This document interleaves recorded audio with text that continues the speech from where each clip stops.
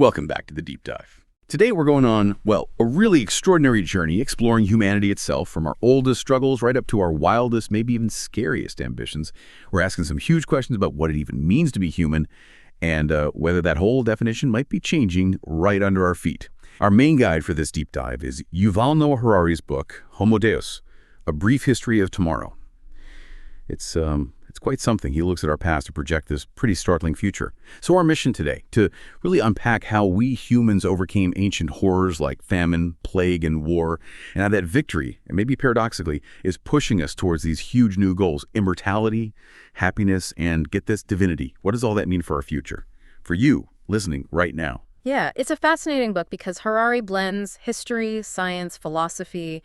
It all comes together to really challenge our basic assumptions, about who we are, where we might be going.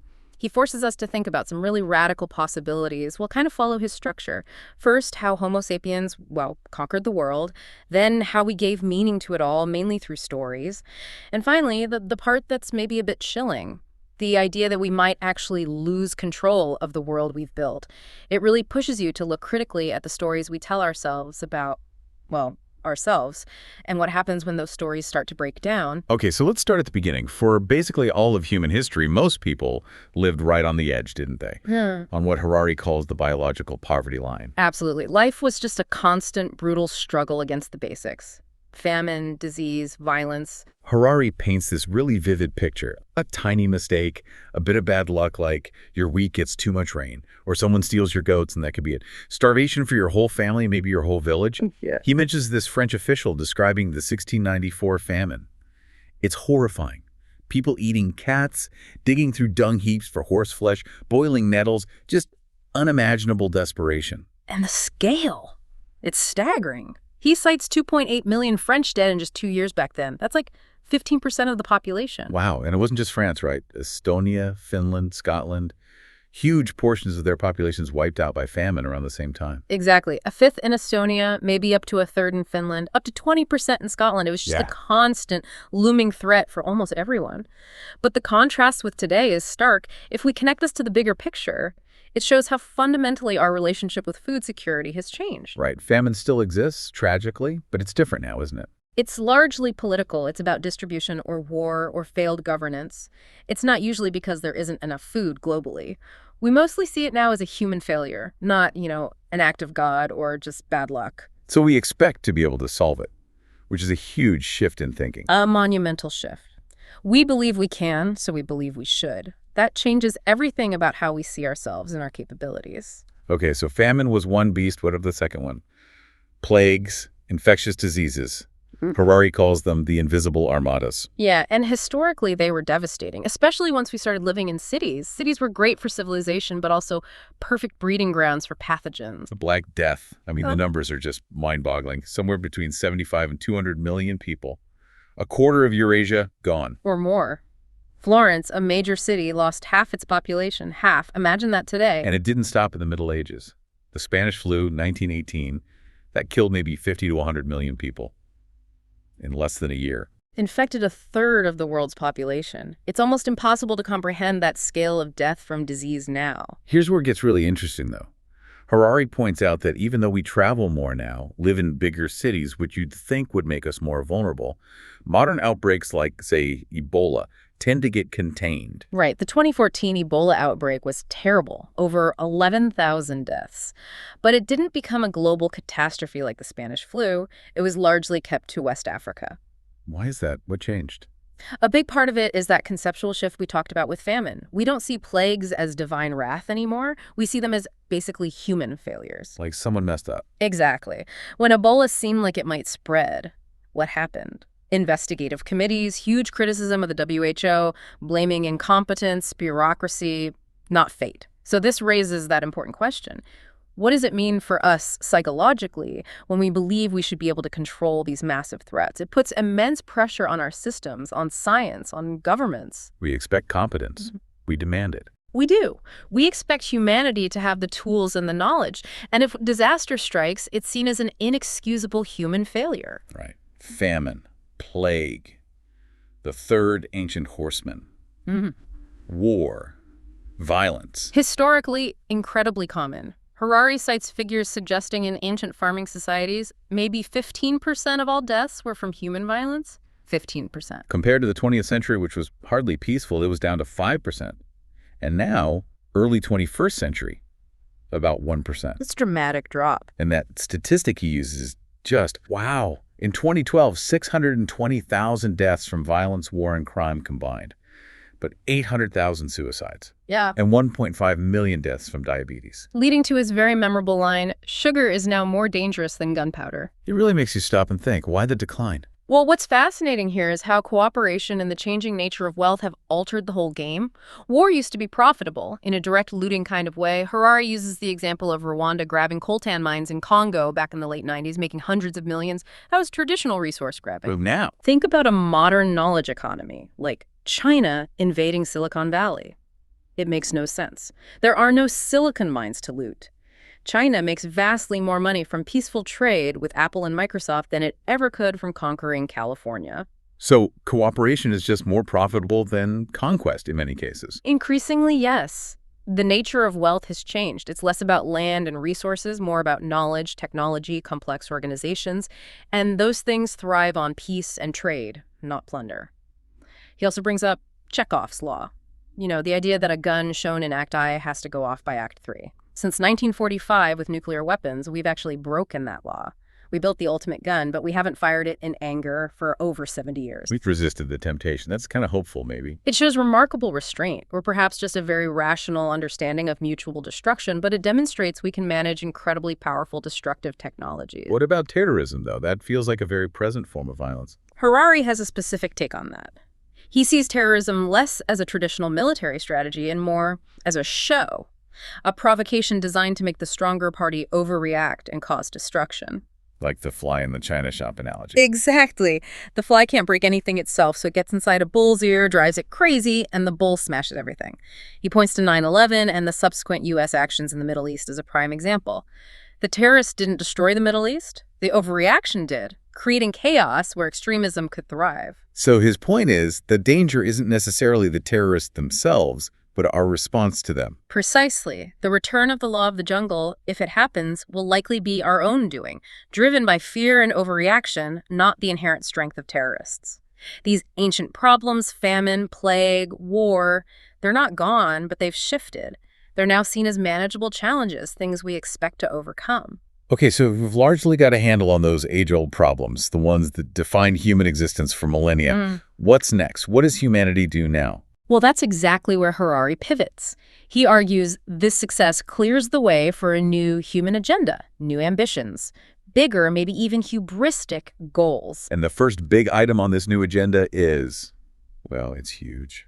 Trying to conquer death itself. Immortality. Or at least radical life extension. The key shift Harari identifies is that death is increasingly seen not as some metaphysical fate or divine decree, but as a technical problem. Exactly. Just a glitch in the system, your heart stops, that's pump failure, artery clogged, plumbing issue, cancer cells, bad code, germs, hackers, all technical problems. Can technical problems have technical solutions? That's the mindset. And it's driving massive investment in research. You've got figures like Aubrey de Grey, Ray Kurzweil pushing for radical anti-aging. Google's Calico project literally stated its mission was to solve death. I remember reading about Bill Maris at Google Ventures saying he believed living to 500 was possible, and Peter Thiel wanting to actively fight death. Right. It's moved from sci-fi fantasy to a serious, heavily funded scientific and entrepreneurial quest. Harari talks about the infinite market for youth. That thought experiment he poses. If you're over 40, imagine your 25-year-old body. How much would you pay? Enough people would pay almost anything, he suggests. That creates an almost irresistible economic pull towards cracking the problem of aging and death. Okay, let's unpack this a bit. Even if we don't reach immortality, what happens if we achieve, say, radical life extension? Living to 150, maybe. The societal disruption would be immense. Think about marriage till death us do part, lasting over a century. Serial marriages would likely become the norm. Parent-child relationships might feel different over such a long span. Politics? Imagine dictators sticking around for 150 years. Stalin at 138, Mao at 123. It's deeply unsettling. Or King Charles waiting until 2076 to take the throne. And the psychological impact. Harari points out the potential anxiety. If you think you can live forever, taking any risk becomes terrifying. You'd be gambling with infinity. So is this just wishful thinking, this quest for immortality? Or is it becoming inevitable? That's the crucial question Harari raises. Is it just hype, or has the combination of scientific momentum and huge potential profits created this juggernaut that can't really be stopped, regardless of the consequences? The pull seems incredibly strong. All right, besides living longer or forever, the second big goal on the New Human Agenda is happiness. Yeah, the pursuit of bliss, building on thinkers like Jeremy Bentham, the greatest happiness of the greatest number, making happiness a state goal, a collective project. But there's a paradox here, isn't there? We have more wealth, comfort, security than ever before in history, yet are we actually happier? The evidence is surprisingly mixed. Suicide rates, for example, are often higher in wealthy, peaceful countries. South Korea's rate tripled even as it became much richer. Harari uses that energy consumption comparison. The average American uses 60 times more energy than a Stone Age hunter-gatherer. But is the average American 60 times happier? Probably not. We seem to have solved a lot of sources of misery, but achieving lasting positive happiness, it feels like we keep hitting this mysterious glass ceiling. Studies back this up, right? Like U.S. happiness levels staying flat for decades despite huge economic growth and social change. Exactly. Or Japan seeing a 5-fold income increase between the late 50s and late 80s, but reported satisfaction levels didn't budge. We got richer, safer, healthier, but not necessarily happier. So what does this all mean? Why the ceiling? Well, this leads Harari into the biochemical view of happiness. Science suggests happiness isn't really about your job or your spouse or your achievements in themselves. It's about pleasant sensations in your body. Like the Mario Götze example, scoring the winning World Cup goal. Right. The joy wasn't the ball hitting the net. It was the storm of sensations, the chills, the feeling of electricity. But here's the evolutionary catch. They don't last. Exactly. Pleasant sensations fade quickly. Evolution designed them as a sales gimmick to keep us surviving and reproducing. Want that feeling again? You need another promotion, more food, another mate. It's a treadmill. And understanding that biochemistry leads directly to manipulation. Predictably, yes. Biochemical manipulation. Ritalin for kids to focus. Antidepressants and sleeping pills for soldiers, not because shells cause trauma, but because hormones and neurotransmitters do, and those can be adjusted chemically. To make happier soldiers, or maybe just more effective ones. Both, arguably. The goal becomes managing the internal biochemical state. Bill Maris saying, "It is better to live than to die," also implies it's better to be happy than miserable. And if happiness is just biochemistry, then we can engineer it. If you connect this to the bigger picture, Harari argues the capitalist system, having defined happiness largely as pleasure, is now set on re-engineering us for everlasting pleasure. This challenges the very definition of what happiness even is. Okay. Longer life, engineered happiness. What's the third ultimate goal? Divinity. Or at least upgrading humans into something more. Creating superhumans who, as Harari puts it, outstrip the ancient gods not in their tools, but in their bodily and mental faculties. How? Through things like genetic engineering, nanotech, brain-computer interfaces, AI. All of the above, enhancing our physical and cognitive abilities far beyond the current human norm. Which leads to that fear. He mentions the fear of becoming irrelevant, like a Neanderthal dropped onto Wall Street. You just wouldn't belong in an upgraded world. It's a powerful, unsettling image. Okay, let's unpack this. If this future seems so potentially disruptive or even dangerous, why can't we just stop? Hit the brakes? Harari gives a few key reasons why that's incredibly difficult, maybe impossible. First, he says, nobody knows where the brakes are. Meaning? No single person, no government, no expert understands the full picture anymore. AI, genetics, big data, nanotech, they're all interconnected in ways that are too complex for any one mind to grasp. The system's running away with itself. So you can't stop what you don't fully understand. Right. Pretty much. Second, our economy depends on not stopping. Modern capitalism needs constant growth. And what better fuel for infinite growth than the endless projects of seeking immortality, bliss, and divinity? There's always more upgrading to do, more happiness to engineer, more years to add. Exactly. It's an inexhaustible market, unlike, say, refrigerators or cars. So the economic pressure to keep pushing is immense. But we can limit technology sometimes, can't we? Like with eugenics after WWII or the organ trade. We can, yes. But it requires a conscious, collective decision based on understanding the stakes. We need to understand what is happening and make up our minds about it before it makes up our minds for us. Which raises the question, Are we making a huge mistake chasing these goals? Harari suggests it's very possible. History is littered with big mistakes. And given our nature, our desires, our economic system, we're likely to keep reaching for these godlike powers, even if it ultimately destroys us. The momentum is just that strong. Okay, this leads us to a really fundamental question Harari tackles. If we're heading towards maybe changing what it means to be human, what made us human or special in the first place, for ages the answer involved the soul, right? Yes, this idea of an indivisible, unchanging, eternal essence. But Harari points out a major conflict with evolution. If the soul has no parts, how could it evolve step by step? Like, did Homo erectus have a slightly less developed soul than Homo sapiens? How does a single mutation suddenly grant an eternal essence? It's logically very tricky from a scientific perspective. He argues this incompatibility is a key reason why many people still struggle with or reject evolutionary theory. It clashes directly with the deeply ingrained belief in an unchanging soul. So if not the soul, what about consciousness, our inner experience? Here, Harari distinguishes between soul and mind. Science studies the mind, the stream of subjective experiences. Pain, pleasure, anger, love, things that flash and disappear, it's not seen as an eternal entity. And brain science is getting really good at mapping this, right? Yeah. fMRI scans, electrodes, they can see which parts of the brain light up when we feel or think something specific. Incredibly good at correlation. They can see patterns linked to seeing Bill Clinton's face or feeling angry. They can even stimulate parts of the brain and induce feelings or actions. They still don't know how it works, how electricity and chemicals become a feeling. That's the million-dollar question, the hard problem of consciousness. How does the physical stuff, electrons moving around, translate into the subjective experience of seeing red or feeling love? Why isn't it just data processing, like in a computer? The traffic jam analogy. Millions of cars don't create a traffic consciousness. Exactly. Billions of neurons firing. Why does that create an "I feel angry"? Harari is blunt. As of the time he was writing, science had absolutely no idea. Is consciousness even necessary, evolutionarily speaking? Couldn't we function without the subjective feeling part? That's another mystery. An autonomous car avoids obstacles without feeling fear.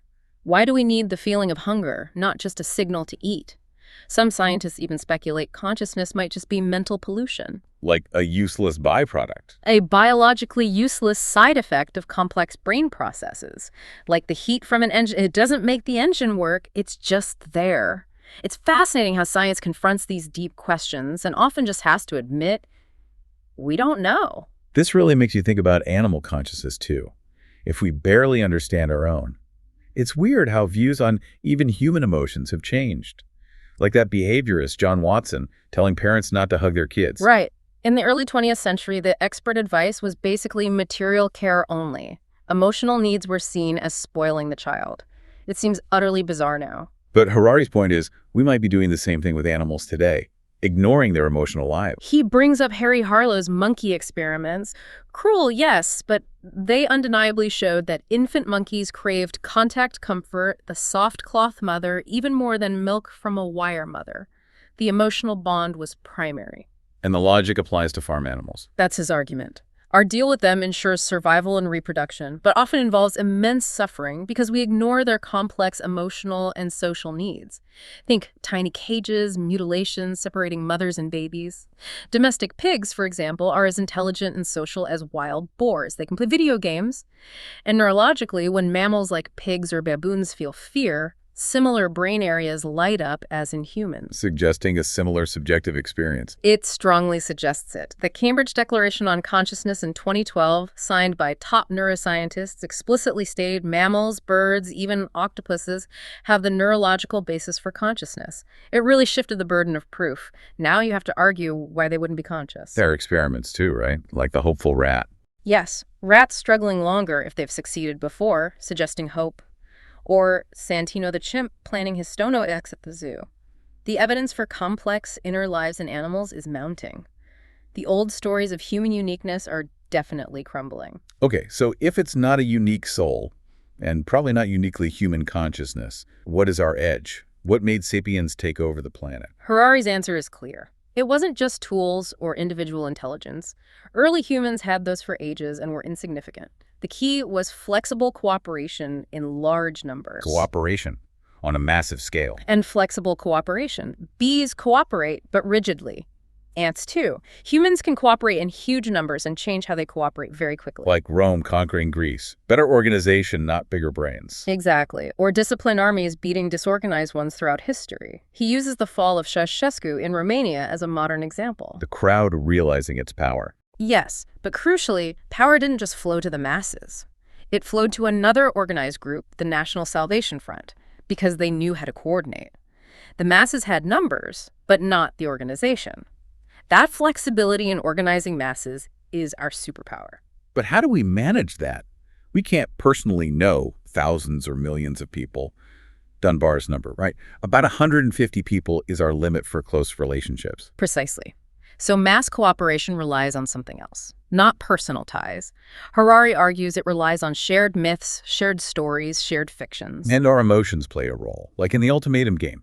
Refusing an unfair offer, even if it means getting nothing. Yes, those emotional responses aren't purely irrational. They're sophisticated algorithms honed by evolution for small group cooperation in the Stone Age. Being seen as fair and punishing unfairness paid off long term. Even Frederick the Great marveled at how 60,000 soldiers, essentially strangers and enemies to each other and him, could function as a terrifyingly effective unit through organization. So if our power comes from this mass, flexible cooperation built on shared beliefs, it makes you wonder why we focus so much on the individual, doesn't it? It does raise that question. If our species' success is collective, rooted in organization and shared stories, why does our dominant ideology, liberalism, place such supreme value on the individual's unique essence and feelings? Right, so this mass cooperation depends on shared beliefs, shared stories.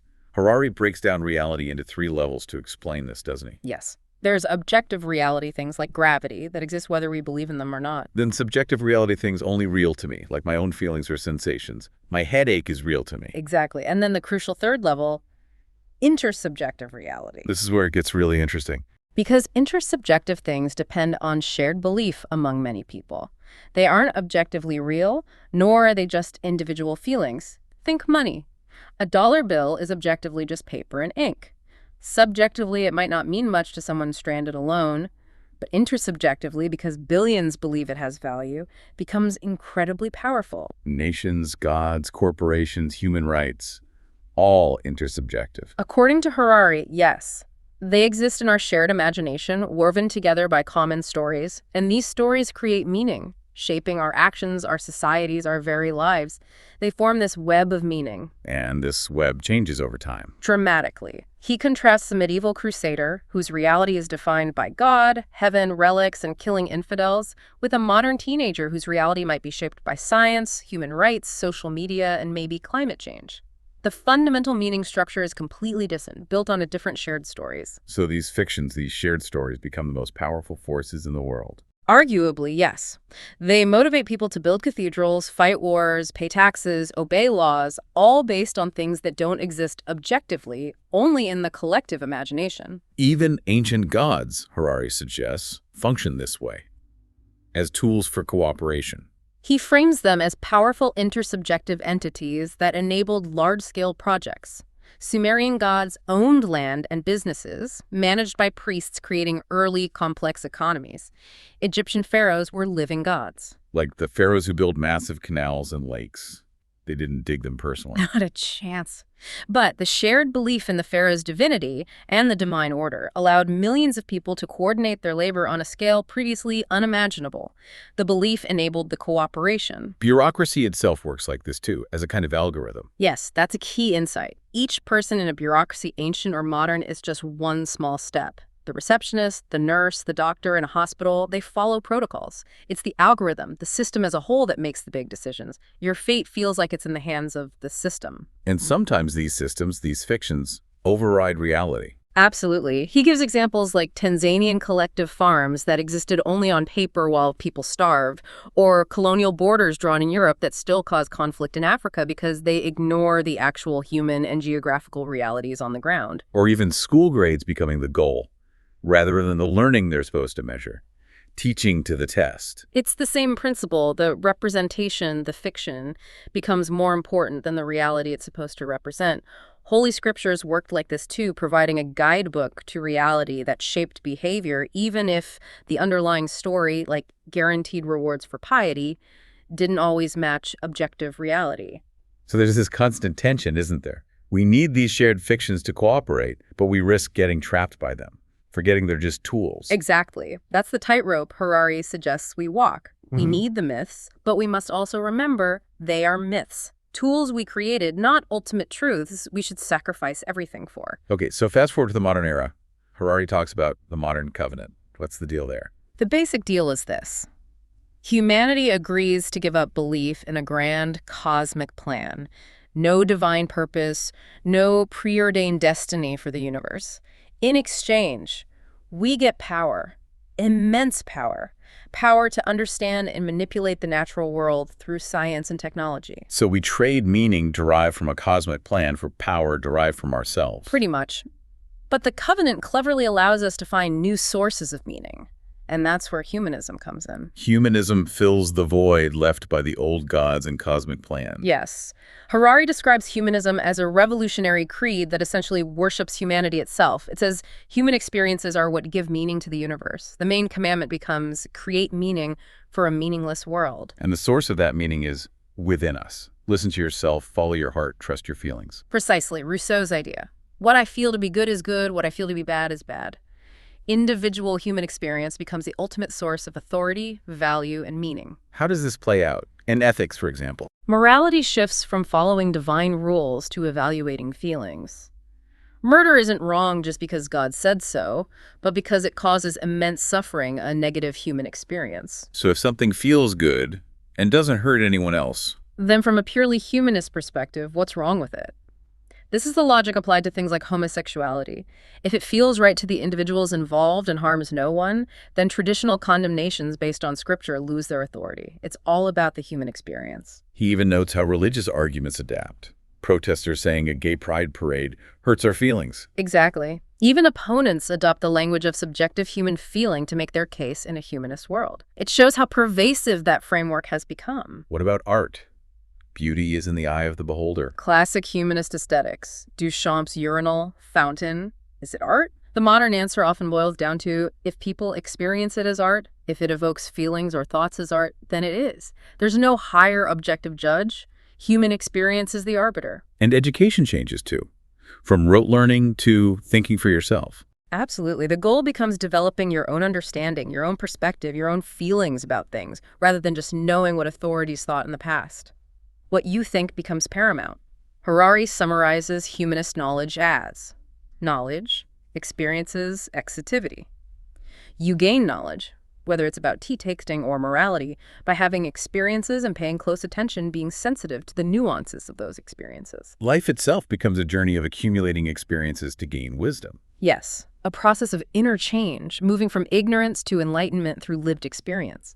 This fuels entire industries, tourism, entertainment, the arts, all focused on providing and interpreting human experiences. Even stories change, from epics about heroes' deeds to novels about characters' feelings. That's a key shift. A modern novel can focus on the inner life of an ordinary person, finding profound meaning there, which would be unthinkable in ancient epic focused solely on external actions of kings and warriors.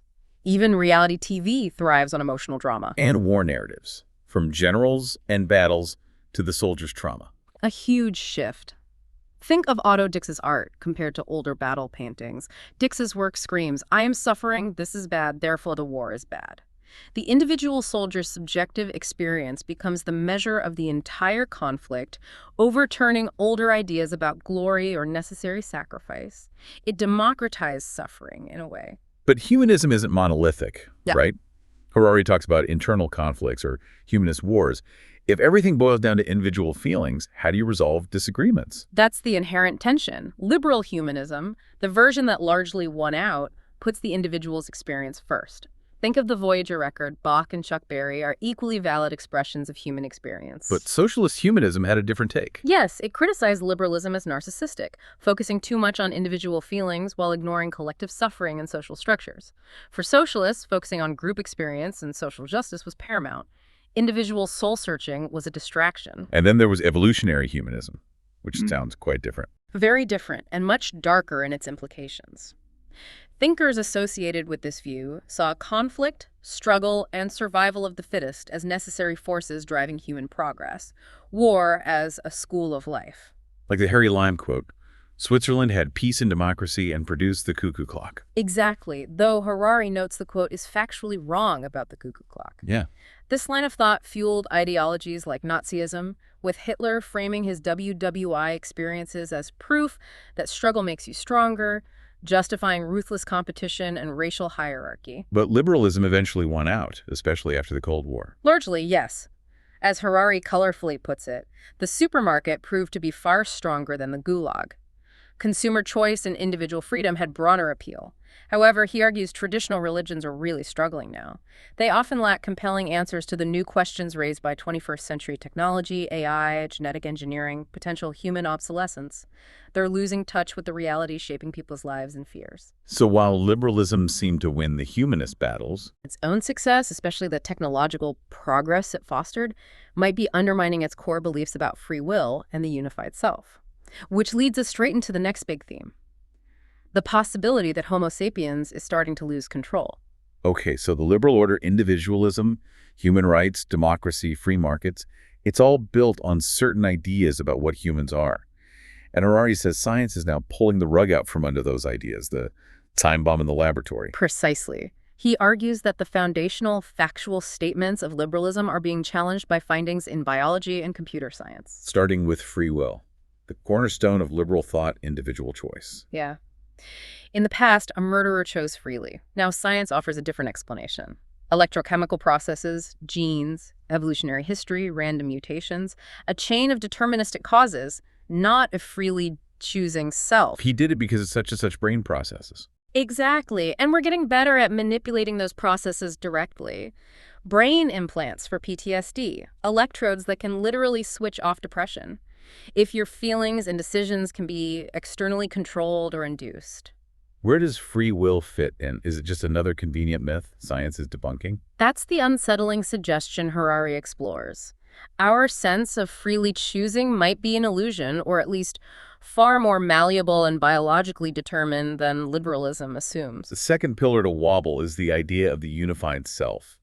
Liberalism assumes we each have a single, authentic inner voice. But life sciences, Harari argues, find no evidence for this. Instead of an individual, we seem to be more like dividuals, a collection of different, often competing internal processes and algorithms. Like the split brain patients. Yeah. Where the two halves of the brain seem to have different intentions or awareness. Yes, those cases dramatically illustrate the lack of a single central command, one hand literally fighting the other, or one side of the brain confabulating reasons for actions initiated by the other side. And Kahneman's work on the experiencing self versus the narrating self. Another key piece.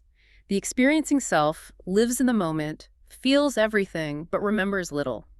The narrating self constructs the story of our lives, makes plans, but it's selective, biased, like using the peak end rule, and often ignores the actual duration of experiences. Like preferring a longer colonoscopy if the end is less painful.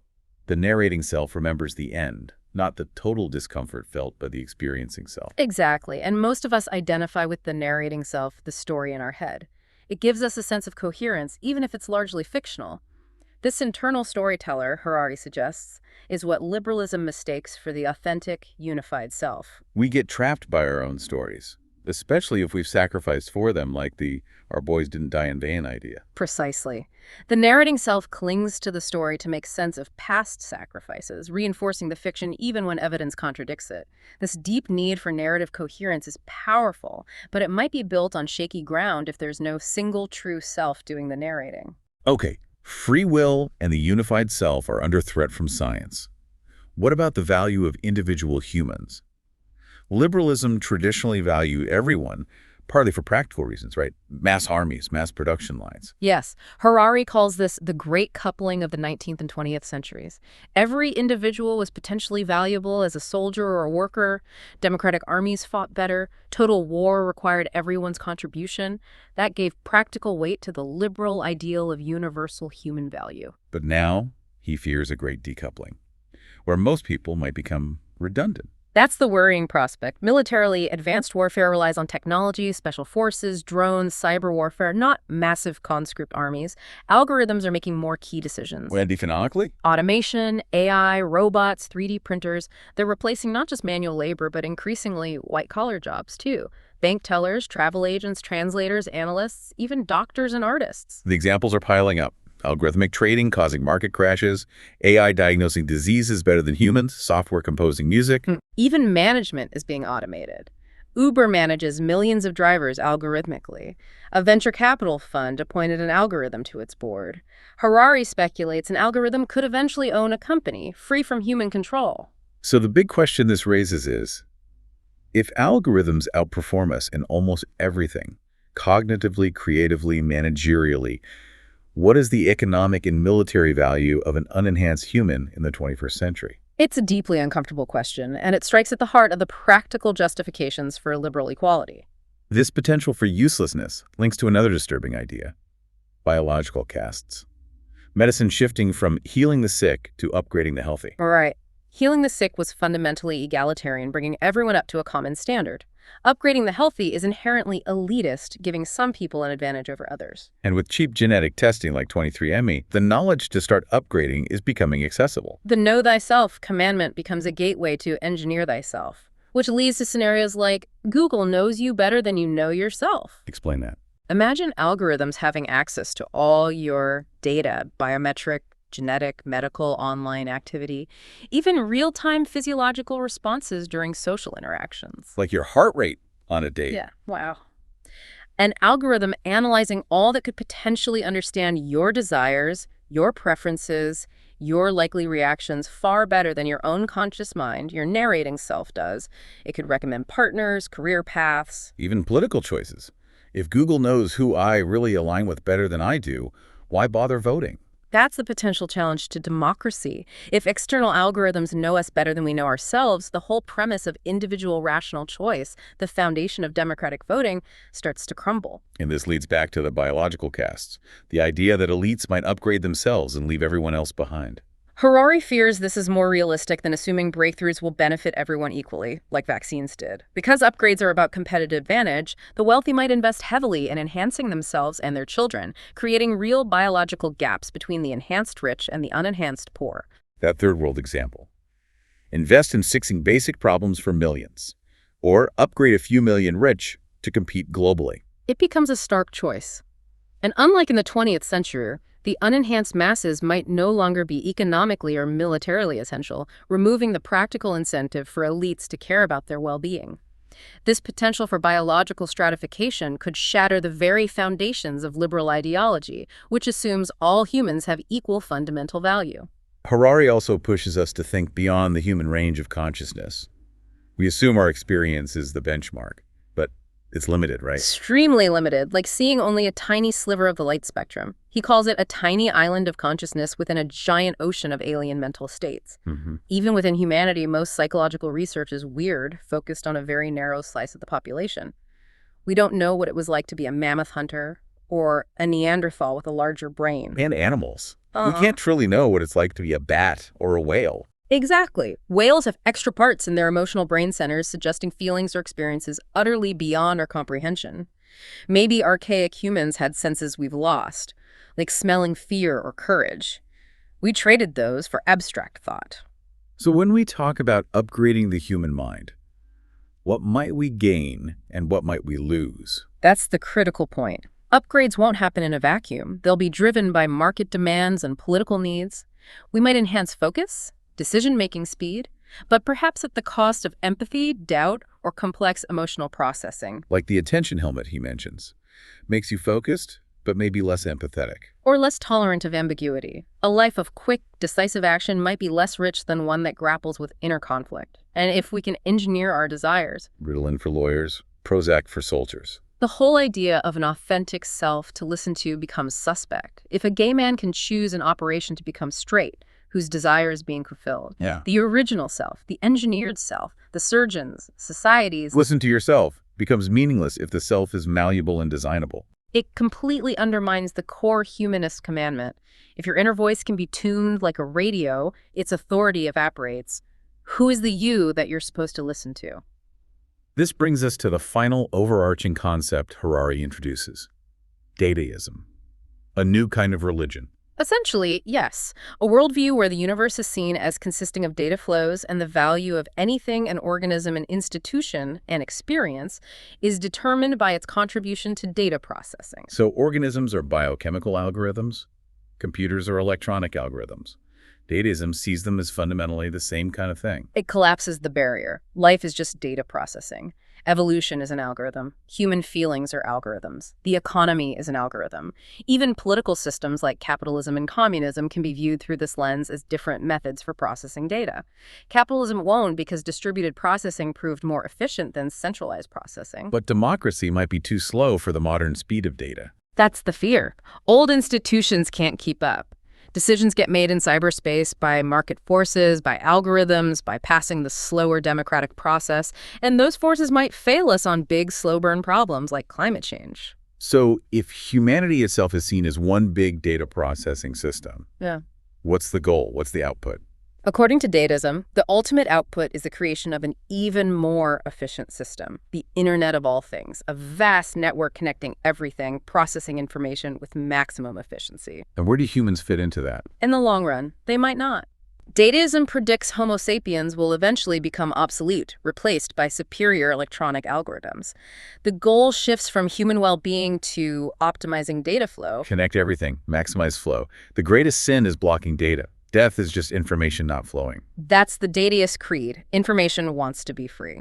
Harari mentions Aaron Swartz as potentially Dataism's first martyr, fighting for open access to information. It requires giving up privacy, though, right? Like the smart carpool example. Yes, maximum efficiency requires maximum data sharing.